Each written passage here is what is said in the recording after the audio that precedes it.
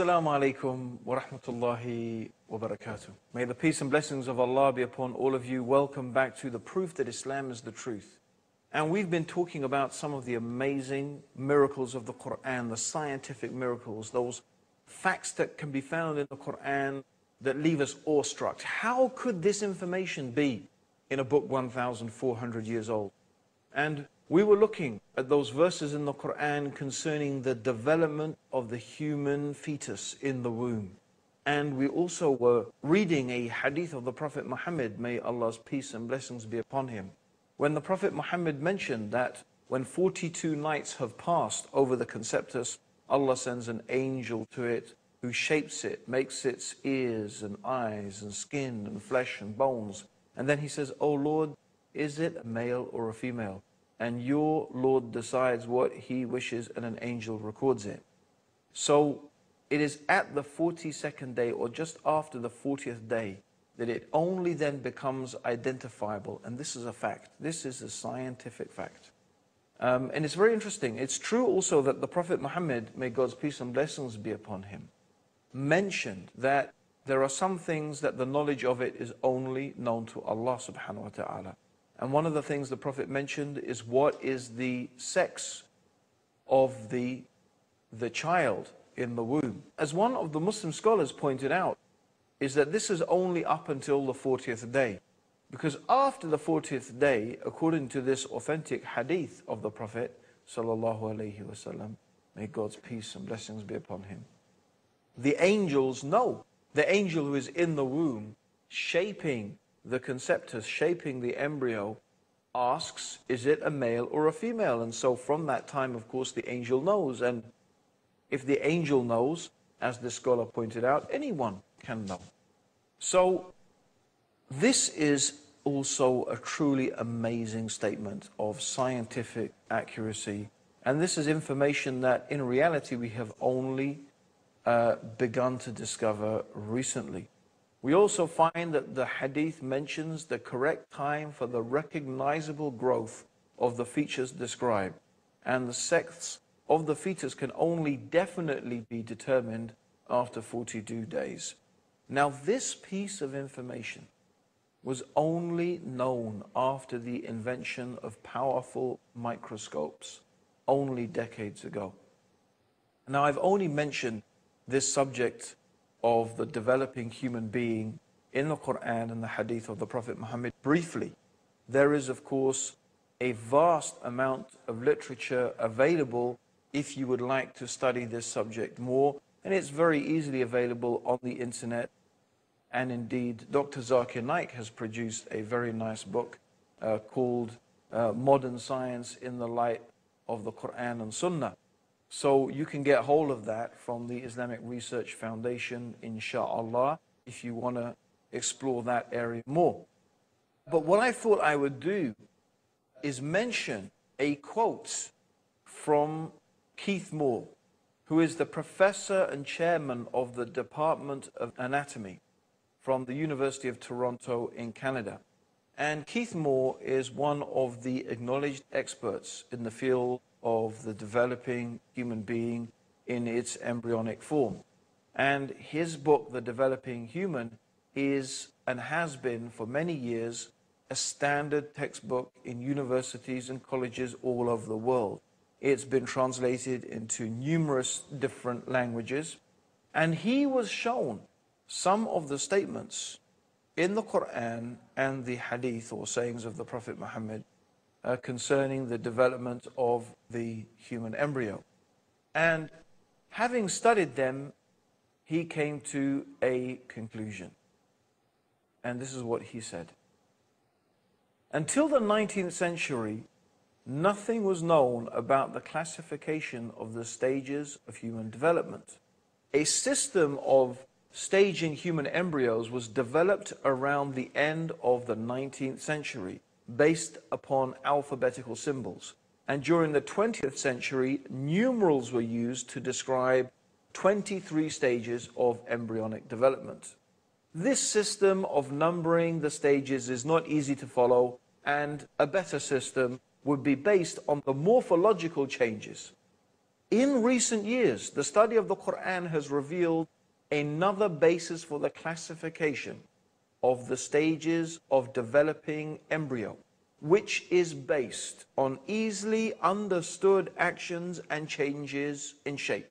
It utilizes terms that were used and sent by God to Prophet Muhammad, by the angel Gabriel, and recorded in the Quran. And he goes on to say, it is clear to me that these statements must have come to Muhammad from God, because almost all of this knowledge was not discovered until many centuries later. This proves to me that Muhammad must have been a messenger of God or Allah. Dear viewers, you need to think about this. Here is one of the experts, perhaps the expert in the field, examining the information that is in the Quran and that has been mentioned on the tongue of the Prophet Muhammad. And he is saying that not only is it impossible for this information to have been known by anyone 1,400 years ago, he also suggests that modern embryology should follow the system of development that has been mentioned in the Quranic verses.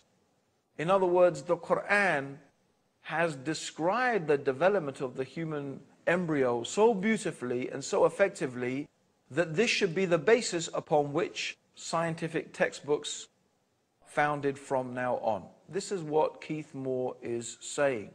So this is really a truly remarkable statement from a truly remarkable scientist who, by the way, has become a Muslim.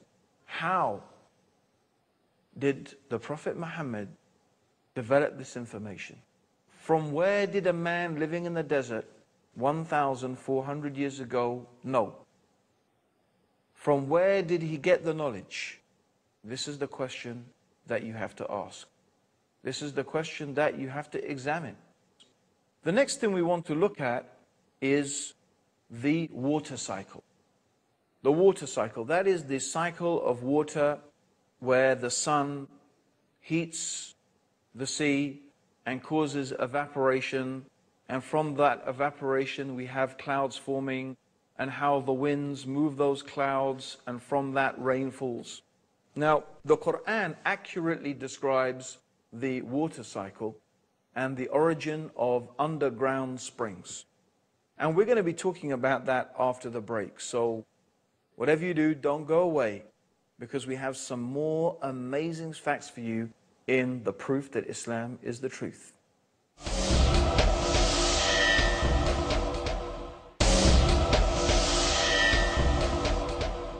Assalamu alaikum, welcome back to the proof that Islam is the truth.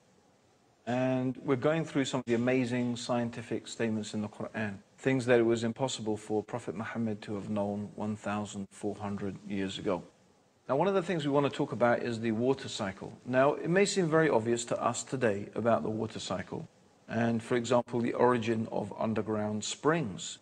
But the ancient Greeks, for example, didn't seem to get it right, despite all of their philosophy and their knowledge and their ability. They actually theorized that underground springs were a product of spray that came off the sea and collected in caves.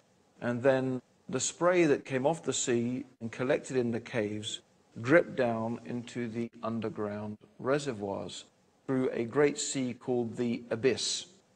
In fact, it was not until the 18th century that the water cycle was really accurately described. Yet the Quran says 1,400 years ago, in the 39th surah, in the 21st ayah, have you not seen that Allah sent water down from the sky and led it through sources into the ground? This is a simple but in fact highly accurate description of the water cycle. Another amazing fact that is mentioned in the Quran we find in the 24th surah of the Quran in the 40th verse. And it's talking about the state of those people who disbelieve and reject faith in God. The Quran describes the state of the disbeliever, the person who has rejected faith. like a darkness.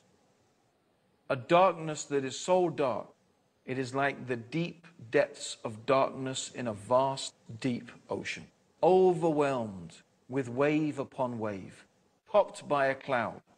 If a man stretches out his hand, he can hardly see it.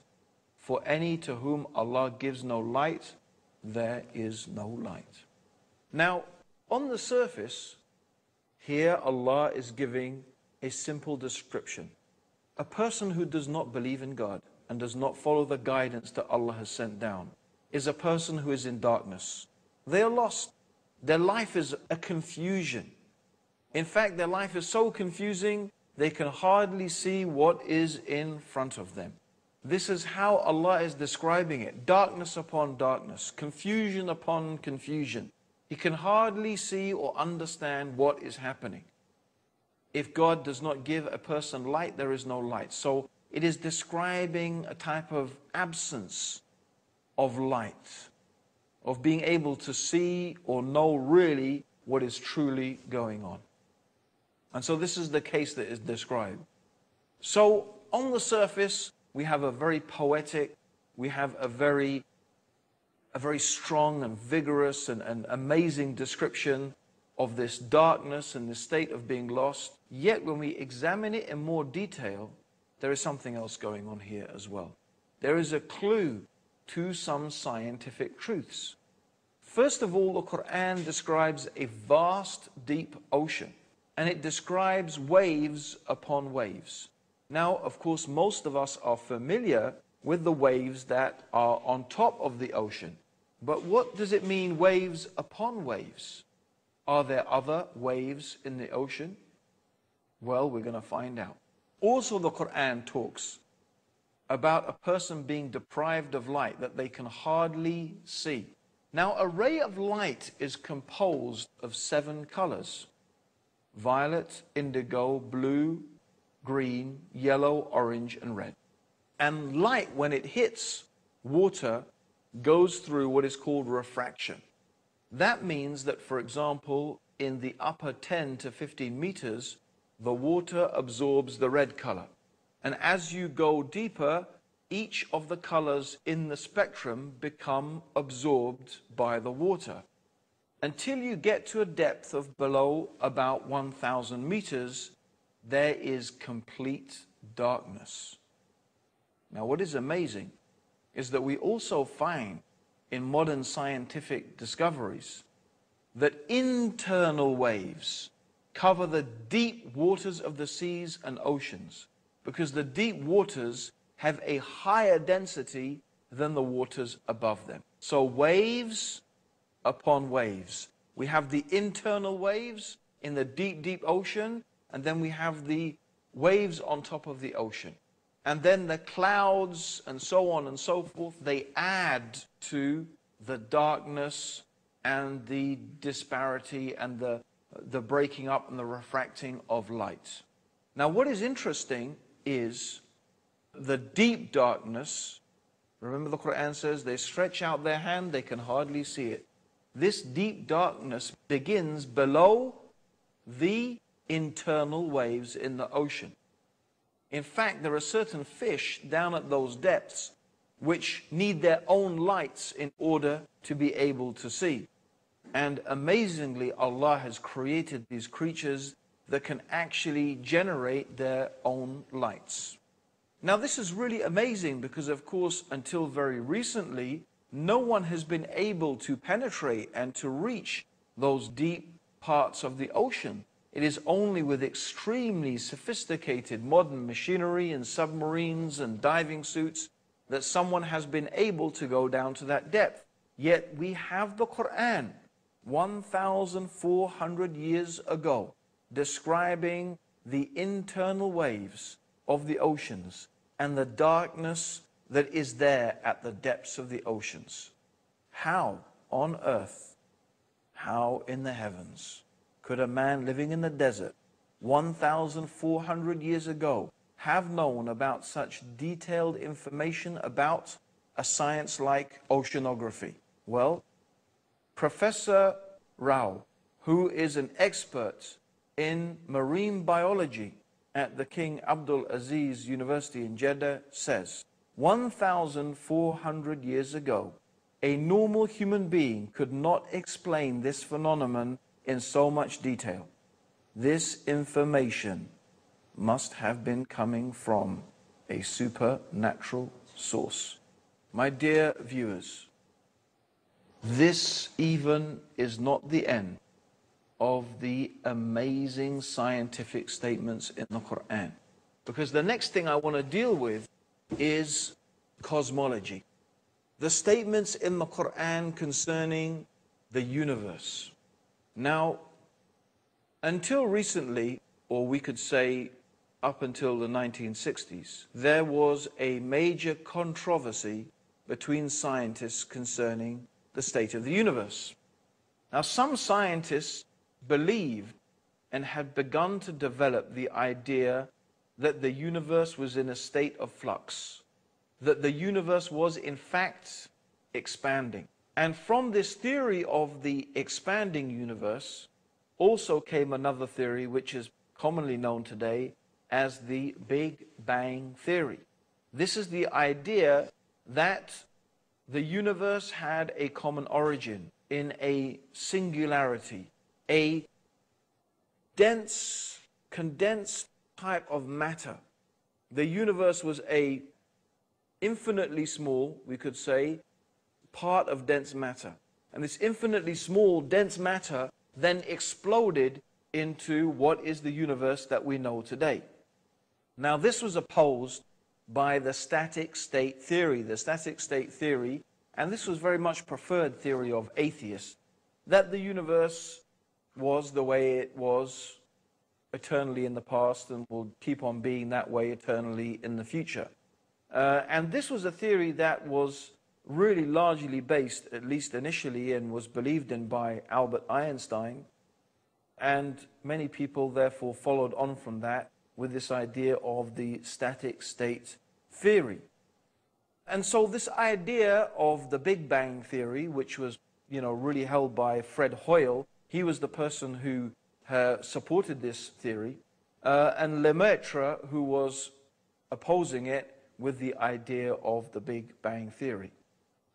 Now, evidence came to light that showed that variations in the light spectrum that were being emitted from galaxies and stars, which is called redshift, showed, in fact, that the universe is expanding. And it's amazing that this scientific fact that has now been confirmed, and it is agreed upon by almost unanimously all scientists in the field, that we live in an expanding universe. And the evidence very, very clearly and strongly suggests that. What does the Quran say?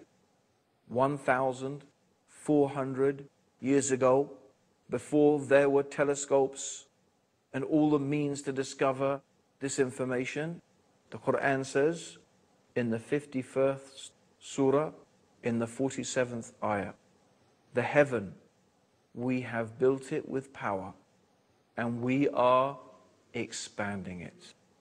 Let's just repeat that again. The heaven, we have built it with power and we are expanding it. 1,400 years ago, the Quran is mentioning how the universe is expanding. The next most important observational evidence was the discovery of cosmic microwave background radiation in 1964 by a powerful telescope. And this had been predicted in the Big Bang Theory as a relic of the hot ionized plasma of the early universe when it first cooled sufficiently to form neutral hydrogen and allowed space to become transparent to light. And its discovery led to the general acceptance among physicists that the Big Bang is the best model for the origin and evolution of the universe. What does the Quran say in the 21st surah, in the 30th ayah? Have not those who disbelieved known that the heavens and the earth were joined together as one united piece, then we parted them, and we have made from water every living thing. Will they not then believe?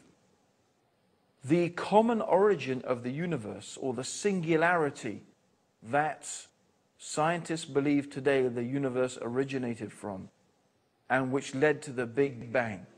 It is considered that the conditions of this singularity were so precise, it is almost inconceivable that it could be in that way, except that it has been made by an all-wise and powerful Creator. These are some of the amazing things that the Quran is telling us about the origin of our universe. The Quran also mentions that Allah turned to the heavens when it was dukhan. And the word dukhan in Arabic means smoke.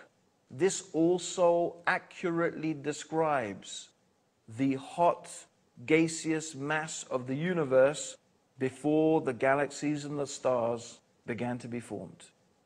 So here we have the Quran, 1,400 years ago, talking about the expanding universe, talking about the common origin of the universe, that the heavens and the earth were one, talking about the gaseous state, the smoke-like state of the early universe. This is in a book 1,400 years old, mentioning facts that scientists have only begun to discover today. And we have created from every living thing water. It's a fact that every living thing has its basis in and is fundamentally composed of water. You and me are about 70 to 80% water. We are made of about 70 to 80% water. A fact that has been mentioned in the Quran 1,400 years ago. Will you not believe? Will you now not believe? What will it take to make you realize and to understand that the Quran is the truth? That Muhammad is the messenger of God? This is more evidence, the proof that Islam is the truth. Join us for the next episode when we will be going through some more amazing facts from the Quran. Until then, Assalamu alaikum wa rahmatullahi wa barakatuh. May the peace and blessings of Allah and His guidance be with all of you.